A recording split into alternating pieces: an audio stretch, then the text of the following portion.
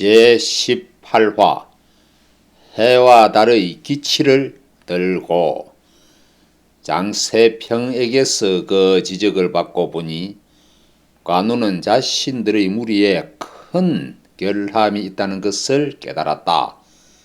그것은 바로 경영 문제였다. 자신은 물론이고 장비에게도 유현덕에게도 경제적인 관념이 전혀 없었다. 무인은 돈을 사랑하지 않는다는 사상이 아주 오래전부터 마음 한구석에 자리 잡고 있었다. 경제라고 하면 오히려 천하게 여기고 돈이라면 외면하는 것을 청렴한 선비의 도리로 여기는 풍조가 강했다. 한 개인으로서는 그것이 고상한 품격일 수 있으나 군대라는 거대 조직을 운영함에 있어서는 큰 결함을 의미했다. 무력만으로 팽창하려는 군대는 난폭한 폭도로 변하기 쉽다. 예부터 이상은 원대했으나 그 때문에 폭도로 타락하고 세상을 어지럽히는 도적으로 끝난 위인들이 역사상 결코 적지 않다. 아니, 좋은 말씀을 들려주셨습니다. 유현덕 공께도 그 점을 깊이 말씀드려야겠습니다. 관우는 솔직히 깨달음을 얻은 기분이었다. 한 상인의 말이라 하더라도 이것은 앞으로 아주 중요한 문제라고 생각했다. 곧 누상촌에 도착했다. 관우는 즉시 장세평과 소상 두 사람을 유현덕 앞으로 데려왔다. 현덕과 장비도 장세평의 호의를 듣고 매우 기뻐했다.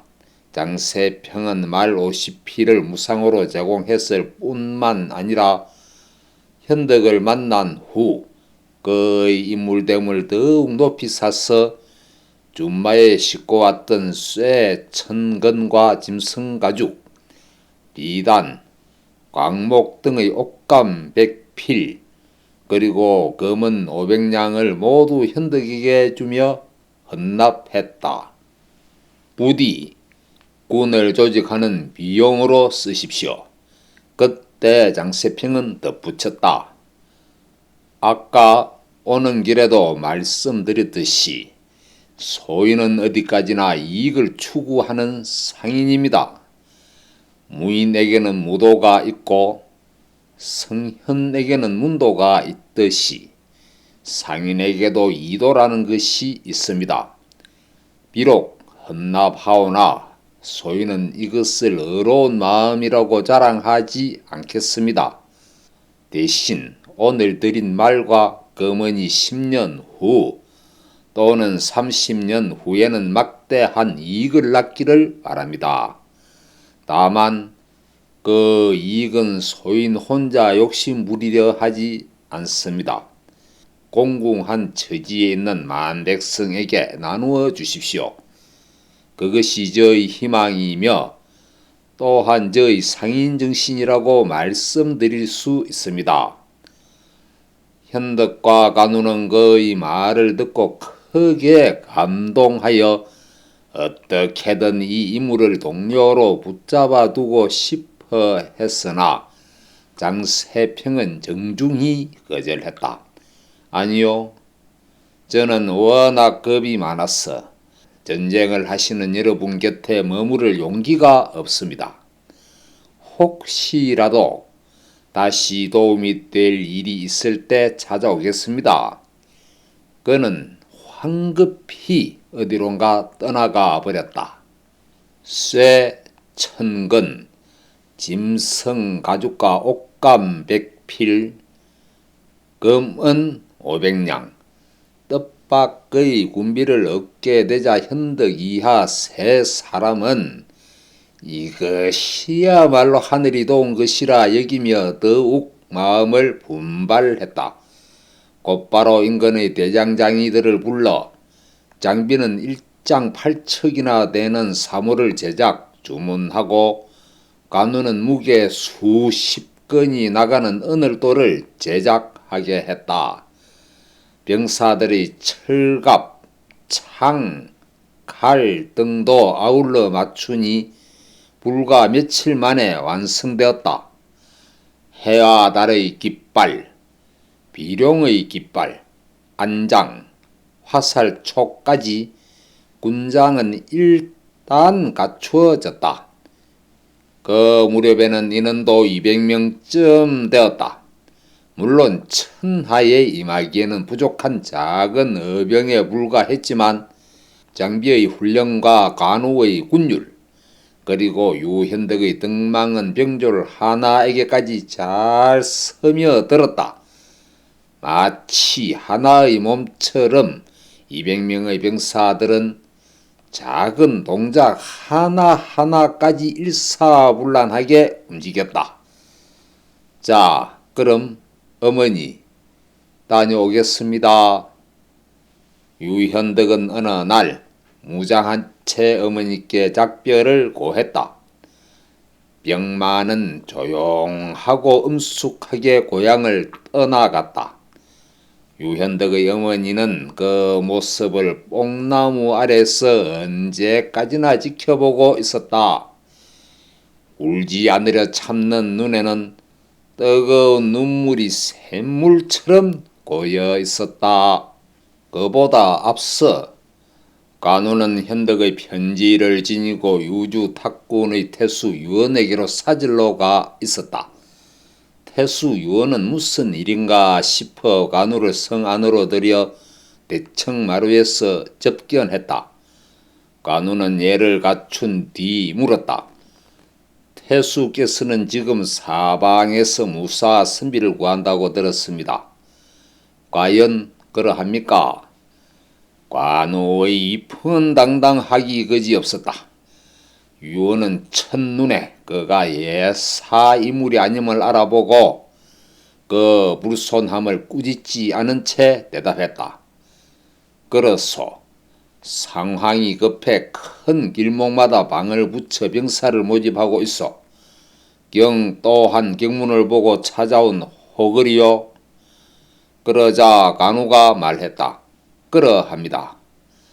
이 나라가 황건의 반란군이 창궐한 지 오래되어 태수의 군사도 연이어 패하고 지쳤으며 각지의 민간은 도적의 손아귀에 넘어가 백성 중 나라의 무력함과 도적의 폭정에 울지 않는 자가 없다고 들었습니다.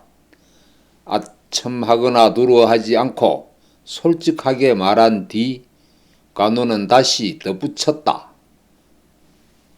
저희는 오랫동안 태수의 지하에서 은혜를 입었기에 이처럼 절박한 시국에 초야에 묻혀 한가로이 지낼 수만은 없다 하여 동지 장비와 그 외 200여 명의 장정들과 단결하여 유현덕을 맹주로 받드는 어군을 창설하였습니다.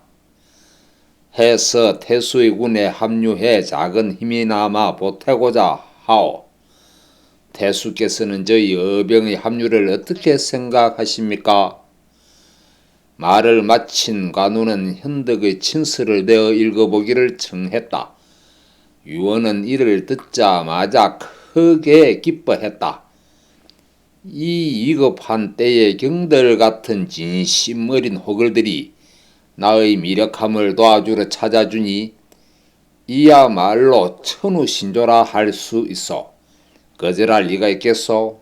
성문을 쓸고 객관을 단장하여 여러분이 오실 날을 기다리겠소. 그럼 어느 달 어느 나라의 병사를 이끌고 성 앞으로 오겠습니다. 관우는 약속하고 물러나려다 덧붙여 말하기를 어동생 장비가 얼마 전 우상촌 저작거리 가문에서 실수로 태수의 부하인 포교와 관원들을 살상한 일이 있으니 부디 그 죄를 용서해달라고 한마디 해두었다. 그 덕분인지 그 이후 저작거리 가문에서도 포교들은 나타나지 않았다.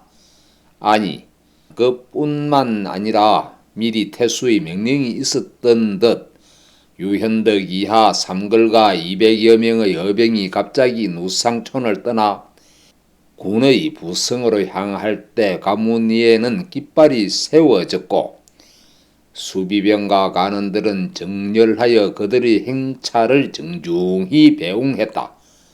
눈을 희둥그레 뜨고 지켜본 것은 현덕과 장비의 얼굴을 아는 저작거리 사람들이었다. 어라? 앞에 가는 대장은 돗자리 장수 유씨 아니야? 그 옆에 말을 타고 기세 등등하게 가는 건 돼지고기를 팔러 놓던 술고래 낭인이고. 정말이네. 장씨야, 장씨. 저 고기 장수한테 술값을 못 받은 게 있는데 큰일 났구먼. 군중 사이에서도 탄식을 내뱉으며 배웅하는 술집 주인도 있었다. 어구는 이었고 부성에 도착했다. 도중에 그 소문을 듣고 깃발 아래로 달려온 장정들도 많이 있어 부성에 도착했을 때는 총 세 500여 명에 달했다. 태수는 즉시 현덕 등 세 장수를 맞이했고 그날 밤 거간에서 환영잔치를 베풀었다. 대장, 현덕을 만나보니 아직 30이 채 못된 청년이었으나 말수가 적고 신중한 가운데 대인의 풍모가 엿보였다. 태수 요원은 그를 극진히 대접했다. 또한 가문을 물으니 한실의 종친으로서 중산정왕의 후예라는 말에 유언은 고개를 끄덕이며 더욱 친밀함을 느끼고 좌우의 간우, 장비, 두 장수까지 진심으로 공경하게 되었다. 마침 그때였다. 청주 대흥상 부근에서 기세를 떨치고 있는 5만이 넘는 황건적 세력을 토벌하기 위해 태수 여원은 가신인 교위 추정을 장수로 삼아 대군을 보냈다. 관우와 장비는 이를 알자마자 현덕에게 권했다. 사람의 환대는 쉽기 쉬운 법입니다. 연해에 오래 머물러서는 안됩니다. 첫 출전이니 먼저 나가서 가세하십시다. 현덕은 나도 그렇게 생각하던 참이다. 즉시 태수께 말하겠다. 라며 유언을 만나 뜻을 전하자 유언도 기뻐하며 교위 추정의 선봉으로 합류하는 것을 허락했다. 현덕의 군사 500여기는 첫 출진이라 기세가 하늘을 찔렀다. 며칠 안되어 대흥상 기슭에 다다르니 황건적 5만여 명은 험준한 지형에 의지해 유리한 싸움을 꾀하며 산의 능선이나 골짜기의 옷의 주름에 숨은 기생충처럼 은밀하게 숨어 진을 치고 있었다. 때마침 이 지방의 우기가 지나고 초여름의 푸른 풀이 무성한 시기였다.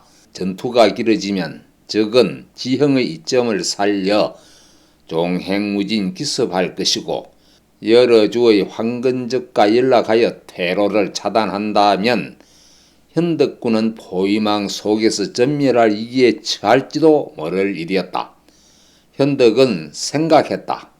이보게들, 태수, 유언과 교위 추정도 우리의 솜씨가 어떠한지 실력을 보려 함이 틀림없다. 이미 아군의 선봉이 된 이상 부질없이 대치하여 아군에게 장기전의 불리함을 초래해서는 안된다. 몸을 던져 적진 가까이 베고 들어가 단숨에 승부를 내는 것이 어떻겠는가? 두 사람에게 언론하자. 예, 그렇습니다. 라고 즉시 답했다.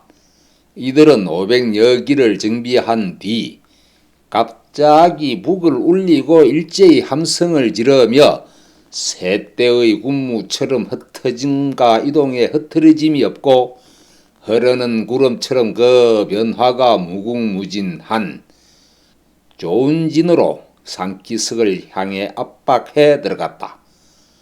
황건적들은 산 허리에서 철궁을 쏘고 나무와 돌을 굴려내리며 쉽게 움직이지 않았으나 적장부장이라는 자가 호령했다. 적군을 보아하니 소수인데다 나라의 정규병도 아니다. 어디서 끌어모은 잡병이니 몰살해버리자. 그는 산채의 책문을 열고 산 위에서 말을 타고 달려 내려오며 외쳤다. 야, 이놈들아! 피와 조를 핥아 먹고 사는 가련한 시골뜨기들아! 강군의 이름에 현혹되어 시체더미를 쌓으러 왔느냐? 어리석은 권력의 방패 노릇을 그만둬라. 너희가 창을 버리고 말을 바쳐 항복한다면 우리 정은지 대방께 여쭈어 누런색 두건을 내리고 고기를 먹여 세상 사는 재미를 느끼게 해주겠다. 그렇지 않으면 즉시 포위에 없애버릴 것이다. 귀가 있으면 듣고 입이 있으면 답하라. 어떠냐? 어떠냐? 그러자 어병의 진영에서도 백마를 탄 유현덕이 좌우로 간우와 장비를 대동하고 나왔다.